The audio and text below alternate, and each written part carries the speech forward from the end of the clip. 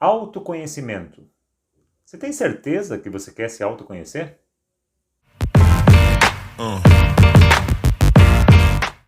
Essa semana uma pessoa me mandou um direct no Instagram me pedindo, na verdade, para falar sobre autoconhecimento. E o que eu respondi para ela, até coloquei nos meus stories, é o seguinte, que toda semana eu recebo alguém que quer se autoconhecer. E toda semana eu vejo alguém fugindo porque não está dando conta do que está conhecendo a respeito de si mesmo. Então a pergunta inicial do vídeo é: você realmente quer se autoconhecer?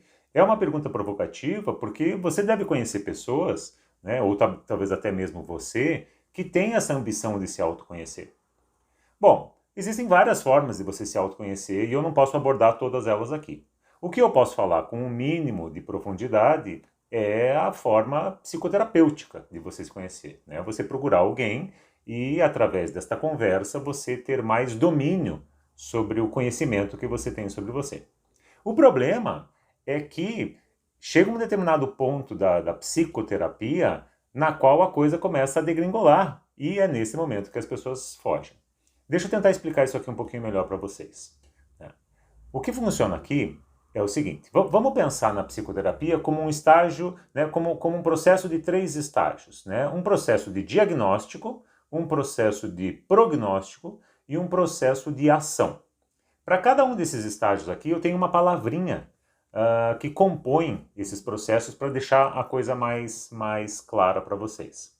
Neste primeiro aqui, né, que é o processo do diagnóstico, para mim, a palavra que de certa forma, dá a sustentação para essa fase é a palavra culpa. E por que isso? Vamos pensar que todas as pessoas que vêm para um processo psicoterapêutico, elas vêm por conta das suas relações. Né? Para a psicoterapia, tudo é relacional. É a tua relação com o mundo. Né? Tua relação com seus pais, tua relação com seus filhos, sua relação com o seu cônjuge, sua relação com as pessoas do trabalho, enfim, tudo na vida é relacional.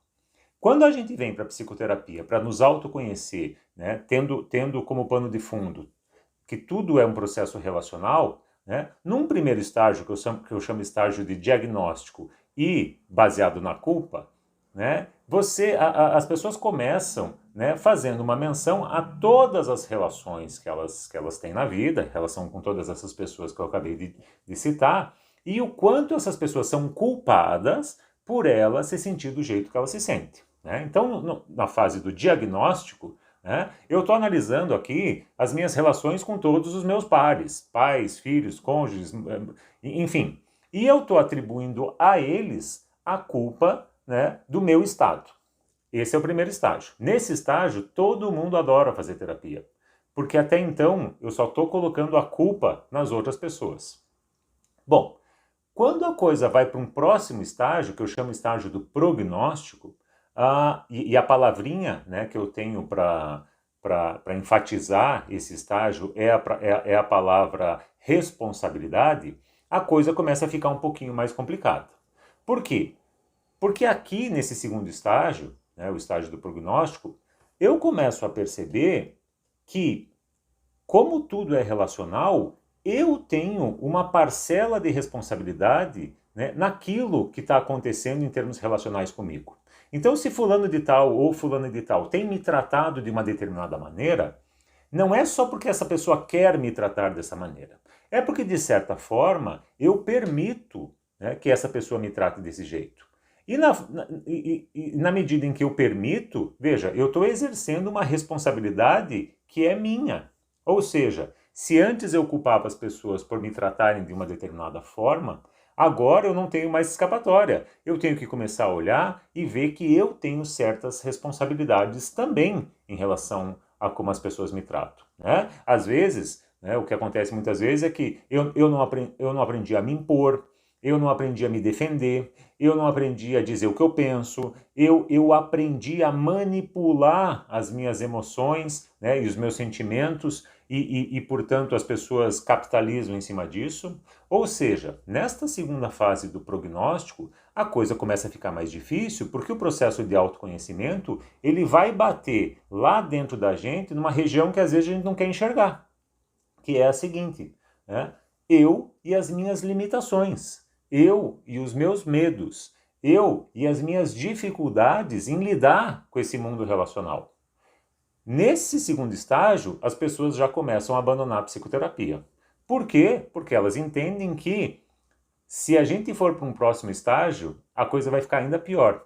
E o próximo estágio, né? Então, diagnóstico, prognóstico e ação. No estágio de ação, a palavra é ação. A palavra que baseia esse terceiro estágio é ação. Significa dizer o seguinte: tudo aquilo que eu dei conta, né, que é responsabilidade minha, eu tenho que colocar em ação para que a partir de agora, nas minhas interações, que são todas elas relacionais, eu consiga colocar um pouquinho mais de mim nessas relações. Daí eu uso ao meu favor esse tal de autoconhecimento. Mas percebam aqui o detalhe que é muito importante.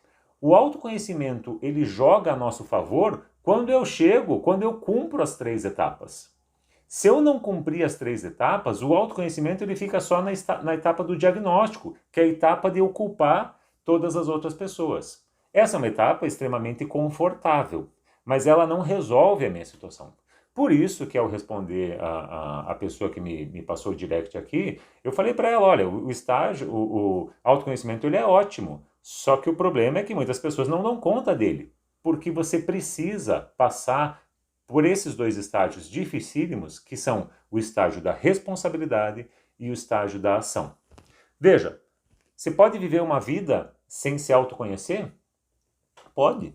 Várias pessoas vivem, né? Várias pessoas passam a vida culpando os outros, culpam os pais, culpam as mães, culpam os filhos, culpam o marido, culpam o trabalho, culpam o emprego, culpam o governo, culpam a situação mundial, culpam Deus, né? Você pode viver assim.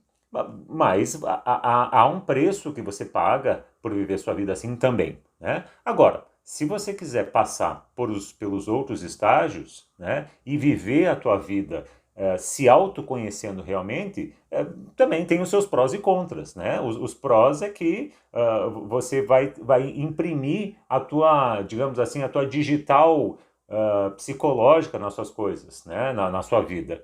Eu gosto de pensar assim, né? Se você, por exemplo, se o seu nome é Joana, o quanto de joanicidade você vai colocar na sua vida, né? Se o seu nome é Pedro, o quanto de pedricidade você vai colocar na sua vida.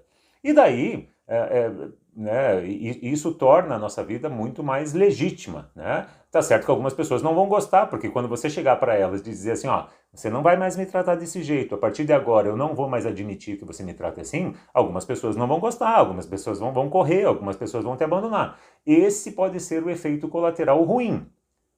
Pode ser bom também, porque algumas pessoas você nem quer por perto. Mas enfim, né?